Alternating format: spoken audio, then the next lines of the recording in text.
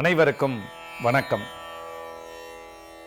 திருக்குறள் பொருட்பால் அதிகாரம் 39 இறை மாட்சி. குறள் 381. படை, குடி, கூழ், அமைச்சு, நட்பு, அரண் ஆறும் உடையான் அரசருள் ஏறு. இதன் பொருள், படை மக்கள், செல்வம், அமைச்சர், நண்பர், அரண் என்னும் 6 உறுப்புகளையும் சிறப்பாக பெற்றவன் அரசருள் ஆண் சிங்கம் போன்றவன்.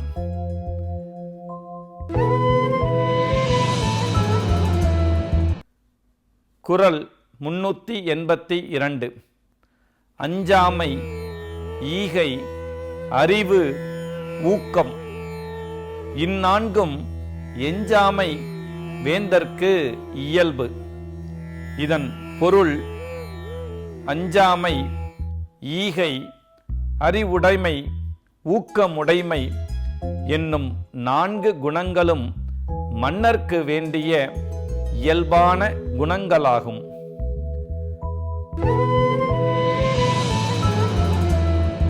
குறள் 383.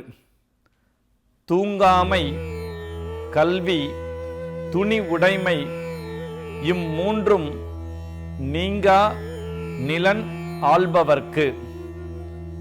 இதன் பொருள், செயலில் விரைவு, கல்வி, துணிவுடைமை இந்த 3ம் நிலத்தை ஆளும் அரசனுக்கு நீங்காமல் இருக்க வேண்டியவை ஆகும்.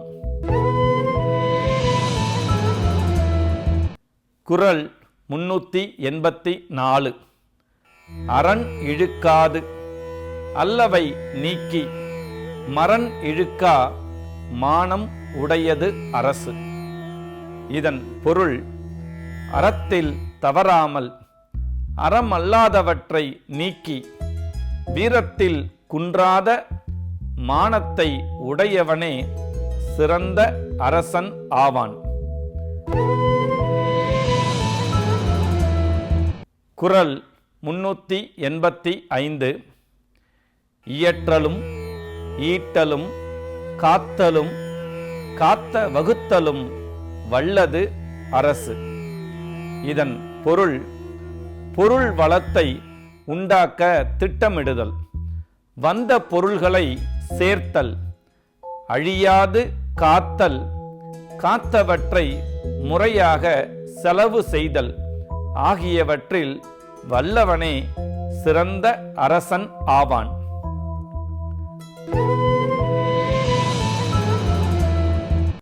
குறள் 386. காட்சிக்கு எளியன், கடும் சொல்லன் அல்லனேல் மீக்கூறும் மன்னன் நிலம். இதன் பொருள், காட்சிக்கு எளியவனாகவும் கடும் சொல் சொல்லாதவனாகவும் அரசன் இருப்பின் அவன் ஆளும் நாட்டை உலகம் புகழும்.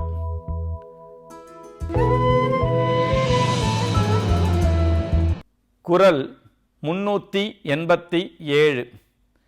இன்சொலால் ஈத்தளிக்க வல்லார்க்கு தன் சொலால் தான் கண்டனைத்து இவ்வுலகு. இதன் பொருள், இனிய சொல்லும் ஈகை குணமும் உடைய அரசனுக்கு தான் விரும்பியபடி இவ்வுலகம் இயங்கும். குறள் 388. முறை செய்து காப்பாற்றும் மன்னவன் மக்கட்கு இறை என்று வைக்கப்படும். இதன் பொருள், நீதி தவறாது முறை செய்து மக்களை காப்பாற்றும் மன்னனை மக்கள் இறைவன் என போற்றுவர்.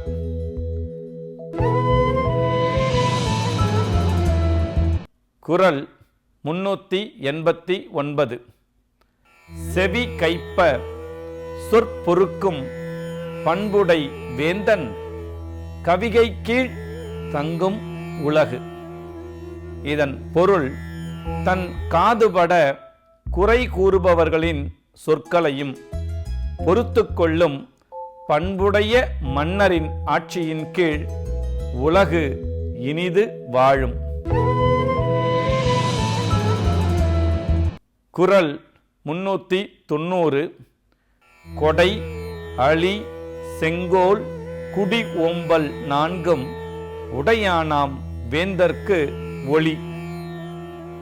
இதன் பொருள், கொடை அன்பு, செங்கோல் முறை, குடிகளை காத்தல் என்னும் 4 பண்புகளையும் உடையவர் வேந்தர்க்கு ஒளி காட்டும் விளக்கு ஆவார். அதிகாரம் 40. கல்வி. குறள் 391. கற்க கசடர கற்பவை கற்றபின் நிற்க அதற்குத் தக. இதன் பொருள், கற்க வேண்டிய நூல்களை பிழையில்லாமல் கற்க, கற்ற பிறகு அந்த நூல்கள் சொல்லும் நல்ல வழிகளில் வாழ்க.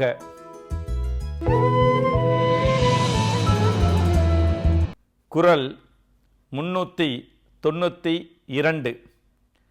எண்ணென்ப ஏனை எழுத்தென்ப இவ்விரண்டும் கண்ணென்ப வாழும் உயிர்க்கு. இதன் பொருள், எண் எழுத்து என்னும் இவை இரண்டும் இவ்வுலகில் வாழும் உயிர்களுக்கு கண் போன்றன.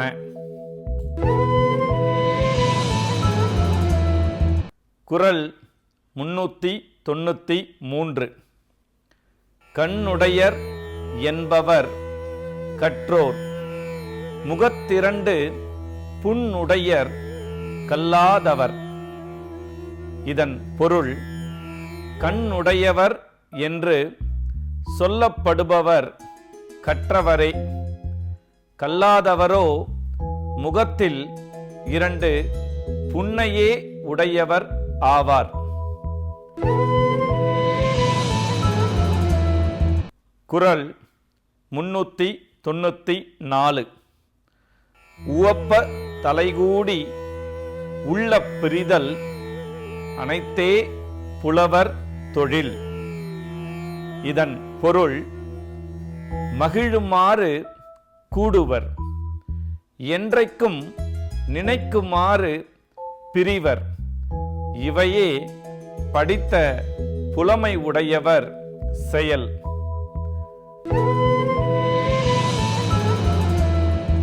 குறள் 395. உடையார் முன் இல்லார்போல் ஏகற்றும் கற்றார் கடையரே கல்லாதவர். இதன் பொருள், செல்வர்கள் முன்னே வறுமை உடையவர்கள் நிற்றல் போல தம்முடைய ஆசிரியர் முன் விரும்பி பணிந்து கற்றவரே உயர்ந்தவர். அவ்வாறு கல்லாதவர்கள் இழிந்தோரே ஆவர்.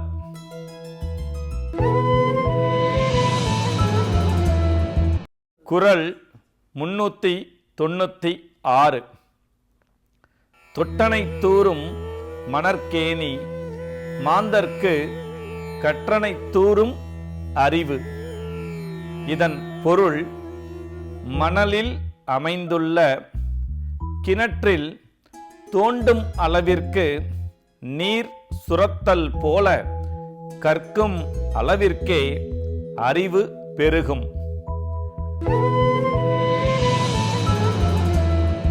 குறள் 397.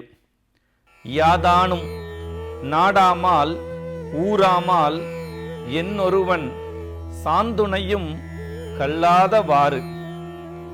இதன் பொருள் கற்றவனுக்கு எந்த நாடும் சொந்த நாடாகும், எந்த ஊரும் சொந்த ஊராகும். இதனை தெரிந்தும் ஒருவன் சாகும் வரைக்கும் படிக்காமல் இருப்பது தவறு.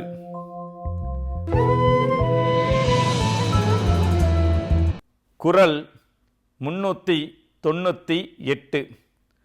ஒருமைக்கண் தான் கற்ற கல்வி ஒருவர்க்கு எழுமையும் ஏமாப்புடைத்து. இதன் பொருள் ஒருவன் ஒரு பிறவியில் கற்ற கல்வி அறிவு அவனுக்கு 7 பிறப்பிலும் கூடவே சென்று உதவும். குறள் 399. தாம் இன்புறுவது உலகு இன்புறக் கண்டு காமுறுவர் கற்றறிந்தார். இதன் பொருள் தாம் இன்பம் அடையக்கூடிய கல்வியினால் உலகத்தாரும் இன்பம் அடைவதை கண்டு கற்றறிந்தவர் மேன்மேலும் தாம் கற்பதையே விரும்புவார்கள். குறள் 400. கேடில் விழுச்செல்வம் கல்வி ஒருவர்க்கு மாடல்ல மற்றையவை. இதன் பொருள் ஒருவனுக்கு அழிவு இல்லாத சிறந்த செல்வம் கல்வியே ஆகும். கல்வியை தவிர மற்ற செல்வங்கள் ஒருவனுக்கு சிறந்த செல்வம் ஆகாது.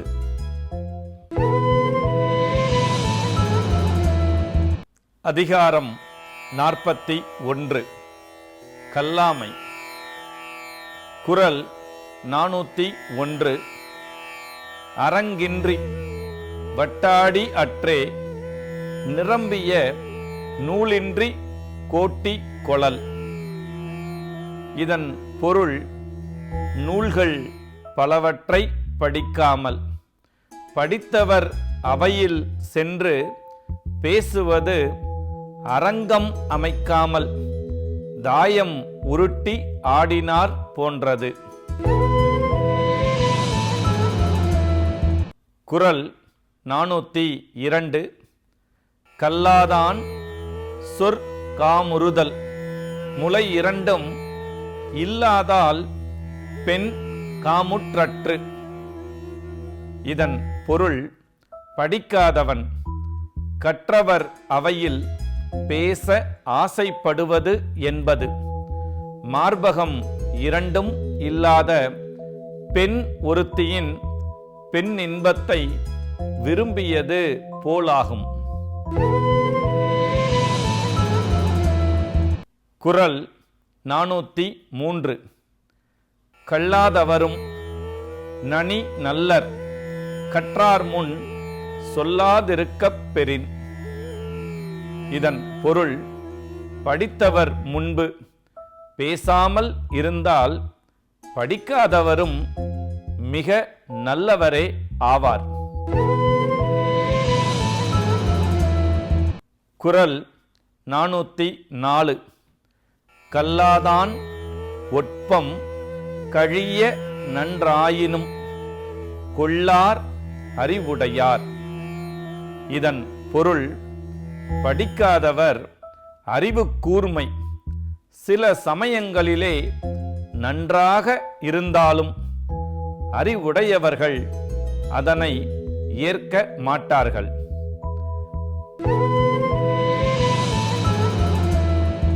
குறள் 405. கல்லா ஒருவன் தகைமை தலை பெய்து சொல்லாட சோர்வு படும். இதன் பொருள் கல்லாத ஒருவன் தான் கற்றவன் என்று தன்னை மதித்துக் கொள்ளும் மதிப்பு கற்றவன் அவனிடம் உரையாடும் போதே இல்லாமல் ஆகிவிடும். குறள் 406 உளரென்னும் மாத்திரையர் அல்லால் பயவா கலரணையர் கல்லாதவர்.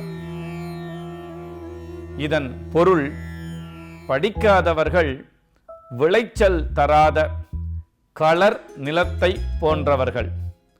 அவர்கள் உலகத்தில் உள்ளார்கள் என்பதை தவிர வேறு சிறப்பில்லை. குறள் 407 நுண்மான் நுழைப்புலம் இல்லான் எழில் நலம் மண்மான் புனை பாவையற்று. இதன் பொருள், நுட்பமான கூர்மையான அறிவு இல்லாதவனுடைய அழகு மண்ணால் சிறப்பாக செய்யப்பட்ட பொம்மையின் அழகு போன்றதாகும், பயன் இல்லை.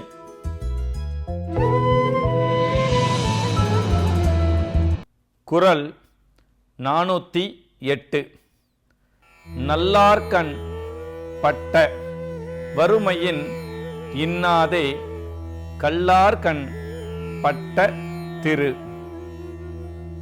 இதன் பொருள், படிக்காதவரிடம் சேர்ந்துள்ள செல்வமானது நல்லவரிடம் இருக்கும் வறுமையை விட மிக கொடியது. குறள் 409 மேற் பிறந்தார் ஆயினும் கல்லாதார் கீழ்பிறந்தும் கற்றார் அனைத்திலர் பாடு. இதன் பொருள், படிக்காதவர் உயர் குடியில் பிறந்திருந்தாலும் தாழ்ந்த குடியில் பிறந்திருந்தும் படித்தவர் அளவிற்கு பெருமை இல்லாதவரே. குறள் 410 விலங்கொடு மக்கள் அணையர் இலங்கு நூல் கற்றாரோடு ஏனையவர். இதன் பொருள், அறிவு விரிவு பெறும் நூல்களை படித்தவர்கள் மனிதர்கள். அப்படி படிக்காதவர்கள் விலங்கிற்கு ஒப்பாவர். அதிகாரம் 42 கேள்வி. குறள் 411 செல்வத்துள் செல்வம் செவிச்செல்வம் அச்செல்வம் செல்வத்துள் எல்லாம் தலை. இதன் பொருள், செல்வங்களுள் சிறந்த செல்வம் செவியால் கேட்டறியும் கேள்வி செல்வம். அச்செல்வம் செல்வங்கள் எல்லாவற்றிலும் தலைமையானதாகும்.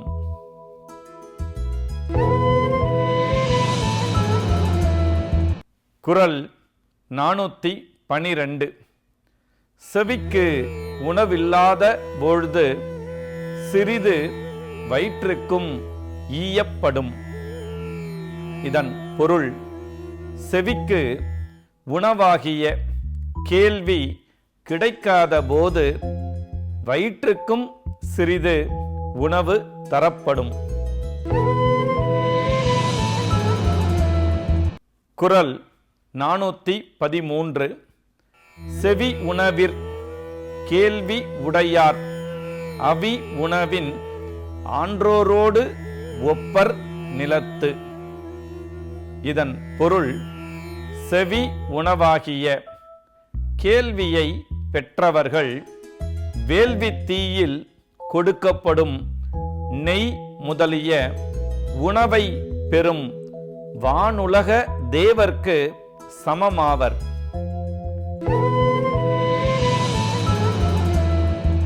குறள் 414 கற்றிலன் ஆயினும் கேட்க அஃது ஒருவர்க்கு ஒர்க்கத்தின் ஊற்றாம் துணை. இதன் பொருள், நூல்களை படிக்கவில்லை என்றாலும் படித்தவர்களிடம் கேட்டறிய வேண்டும். அது ஒருவனுக்கு வாழ்க்கையில் தளர்ச்சி வந்தபோது ஊன்றுகோல் போல் துணையாகும். குறள் 415. இழுக்கல் உடையுழி ஊற்றுக்கோள் அற்றே ஒழுக்கம் உடையார் வாய்ச்சொல். இதன் பொருள், வழுக்கும் நிலத்தில் ஊன்றுகோல் உதவுவது போல் ஒழுக்கம் உடையவர்களுடைய சொற்கள் நமக்கு ஊன்றுகோலாக உதவும். குறள் 416. எனைத்தானும் நல்லவை கேட்க அனைத்தானும் ஆன்ற பெருமை தரும். இதன் பொருள், எவ்வளவு சிறிதே ஆயினும் நல்லவற்றை கேட்க, கேட்ட அந்த அளவிற்கு அவை நிறைந்த பெருமையை தரும்.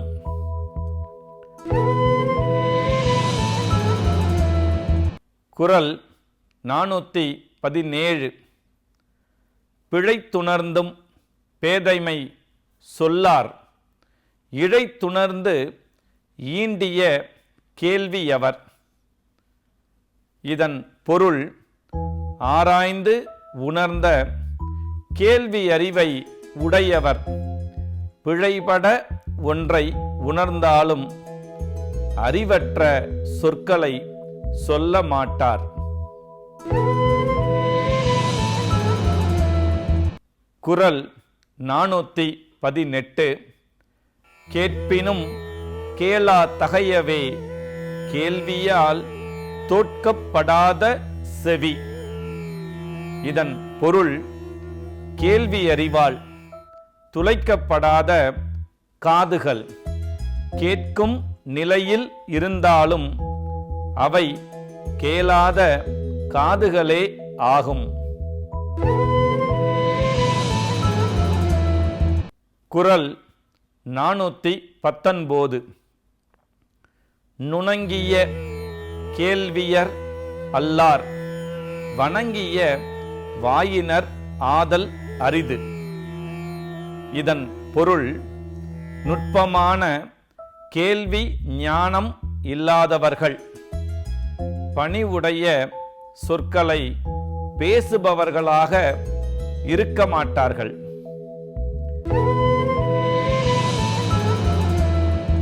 குறள் 420.